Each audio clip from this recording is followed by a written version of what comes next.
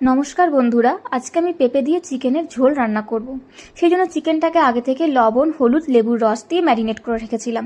তারপর একটা কড়াইয়ে তেল গরম করে তার মধ্যে শুকনো লঙ্কা, 5 ফোড়ন, গোটা গরম মশলা দিয়ে একটু ভেজে নিয়েছিলাম। তারপর আগে থেকে পেটে রাখা পেঁয়াজ বাটা সে তেলের মধ্যে অ্যাড করেছিলাম। তারপর পরিমাণ মতো লবণ, হলুদ দিয়ে ভালোভাবে কষিয়ে নিয়েছিলাম। ঠিক কষানো হয়ে যাওয়ার পর টমেটো অ্যাড করেছিলাম। টমেটো দিয়ে আরেকবার ভালোভাবে কষিয়ে নিয়ে তারপর আগে থেকে বেটে রাখা মশলা তার মধ্যে অ্যাড করেছিলাম। মশলাটা যখন তেল ছেড়ে আসবে ঠিক সেই সময় চিকেনটাকে অ্যাড করতে হবে। চিকেনটাকে ভালোভাবে কষিয়ে নিয়ে 15 মিনিট মতো ঢাকনা দিয়ে ঢেকে রাখতে হবে।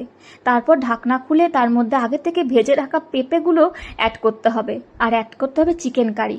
সামান্য পরিমাণ জল দিয়ে আরও 10 মিনিট মতো চিকেনটাকে ফুটতে দিতে হবে। ফুটে আসলে তার মধ্যে সামান্য পরিমাণে লবণ দিতে হবে পরিমাণ মতো। ব্যাস, তারপর আমার চিকেন কারি রেডি।